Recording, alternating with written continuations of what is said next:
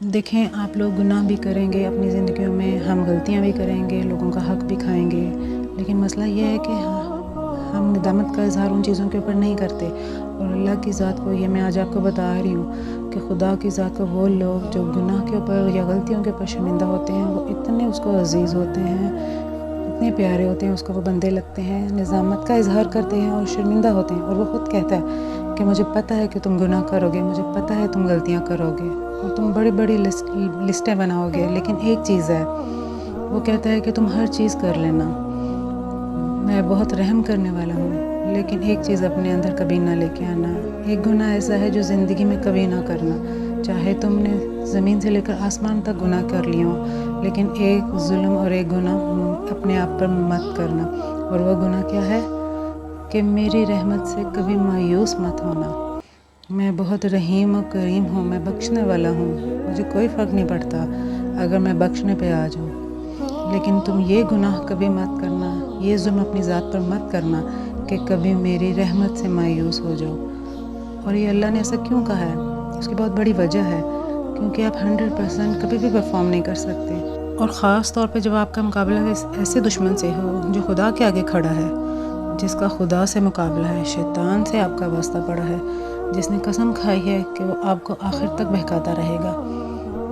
تو کیا آپ شیطان کو بہت عام چیز سمجھتے ہیں؟ ایسا نہیں ہے، کوئی کمزور چیز تھوڑی ہے۔ اسی لیے میرے اللہ نے مایوسی کو سب سے بڑا گناہ کہا ہے کہ تم میری رحمت سے کبھی مایوس نہ ہونا، کیونکہ اسی جگہ پہ کھڑے ہو کے شیطان نے بھی یہی کہا تھا کہ میں ساری عمر لوگوں کو بہکاؤں گا، تیرے بندوں کو بہکاؤں گا۔ لیکن کیا خوبصورت ذات ہے میرے اللہ کی کہ اس نے اپنے بندے کے لیے جو اپنی رحمت کا دروازہ ہے ساری عمر کھلا چھوڑا ہے۔ تم کبھی بھی آ جاؤ، جب مرضی آ جاؤ، وہ معاف کرنے والا ہے۔ اس سے بڑی کوئی ریلیکسیشن، اس سے بڑی کوئی فیور ہمیں دے سکتا ہے؟ مجھے بتائیں آپ۔ تو پھر اگر ہم لوگ مایوسی کریں، ہم لوگ اگر اس کی رحمت سے مایوس ہو جائیں، تو پھر ضرور آپ شیطان کو جیتنے دیں گے۔ اللہ نے صرف ایک چیز آپ سے مانگی ہے، اللہ نے کہا ہے جو مرضی کر لو میں معاف کر دوں گا، لیکن میری رحمت سے مایوس مت ہونا۔ مسئلہ یہ کہ ہم چیزوں کو سمجھتے نہیں ہیں۔ آپ شیطان کی بایوگرافی پڑھ کے تو دیکھیں، مطلب شیطان ہونے سے پہلے کی اس کی زندگی پڑھ کے تو دیکھیں۔ زاہد، عابد، والی، تقی، عزازیل، اتنے بڑے بڑے ٹائٹل اس کے ساتھ جڑے ہوئے تھے۔ قبازیل، استاد الملائکہ، یعنی فرشتوں کا استاد رہا ہے، مقربین کا استاد رہا ہے، یعنی اتنے بڑے بڑے ٹائٹل تھے اس کے نام۔ 40,000 سال تک جنت کا خزانچی رہا ہے۔ عبادتوں اور ریاضتوں میں جو جھنڈے اس نے گاڑے ہیں وہ کسی نے آج تک نہیں کیے۔ یہ جو آسمانی مخلوق ہے نا، اس کے لیے قابل رشک پرسنالٹی رہا ہے۔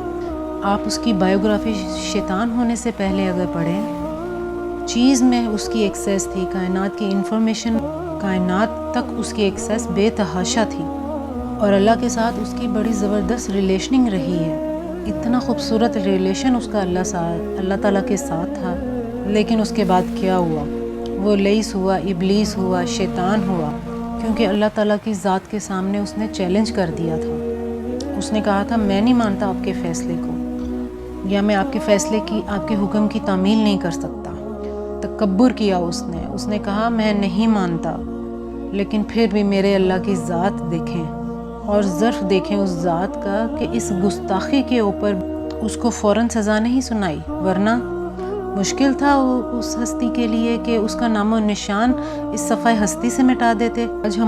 آج ہم اس کا نام تک نہ جانتے ہوتے، پھر بھی اس کو مہلت دی اور کہا کہ جاؤ تم اپنی آئیڈیالوجی کے اوپر لوگوں کو کنونس کرو، میرے بندوں کو کنونس کرو جا کے۔ اور اس نے جو جو ایکسیس اللہ تعالیٰ سے مانگی اس نے وہ بھی اس کو دی۔ اس نے کہا کہ مجھے قیامت تک کی زندگی دے دیں۔ اللہ تعالیٰ نے کہا جاؤ میں نے تمہیں دی قیامت تک زندگی۔ اس نے کہا میری اولاد میں اتنی کثرت ہو جائے، اللہ تعالیٰ نے وہ بھی دے دی۔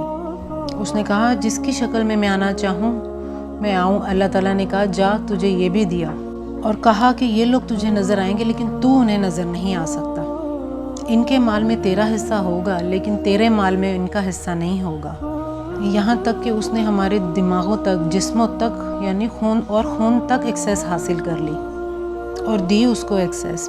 پھر شیطان نے کہا اب میں ان کے اوپر حملہ کروں گا، آگے سے، پیچھے سے، دائیں سے، بائیں سے، جہاں سے میں چاہوں۔ ہر طرح سے میں ان کو کنونس کرنے کی کوشش کروں گا۔ پھر اللہ نے کہا ہو سکتا ہے کہ تو بہت سے لوگوں کو قائل بھی کر لے اور ڈوج بھی دے لے گا، لیکن ان میں سے میرے کچھ بندے ایسے ہوں گے جن کو تو کبھی قائل نہیں کر سکے گا۔ میرے وہ بندے اخلاص والے ہوں گے، اور دیکھیں اللہ کے ان بندوں نے کیسی کیسی پرفارمنس دی ہے، اپنے اخلاص کے اندر، اپنے صبر کے اندر، اپنے ظرف کے اندر، کیسے کیسے انہوں نے شیطان کو ہرایا اور کیسے کیسے انہوں نے شیطان کو مات دی۔ اور اسی بات کا ذکر جو میں نے شروع میں کیا تھا کہ کیوں ضروری ہے کہ اس کی رحمت سے مایوس نہیں ہونا، آج آ کے ہمارے پاس یہی سہارا بچتا ہے۔ ہم اتنے مضبوط نہیں ہیں کہ شیطان سے لڑ سکیں، کیونکہ شیطان کوئی عام کمزور چیز نہیں ہے، جس کا مقابلہ اللہ تعالیٰ کے ساتھ ہو وہ کیسے کمزور ہو سکتا ہے۔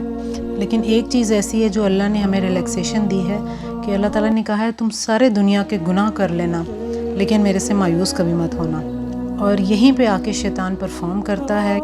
جو بندہ یہاں پہ آ کے رک جاتا ہے، جو بندہ گناہ کرتا ہے، جو بندہ ندامت کا اظہار نہیں کرتا، شرمندہ نہیں، غلطی کرتا ہے معافی نہیں مانگتا، تو صرف یہ ایک چیز اپنی زندگی کے اندر لے کے آ جائیں، اور اللہ کو ایسے بندے اتنے پسند ہیں، اس کو یہ ندامت اور اس کو یہ شرمندگی اتنی پسند ہے کہ وہ بار بار آپ کو دیکھنا چاہتا ہے ایسے۔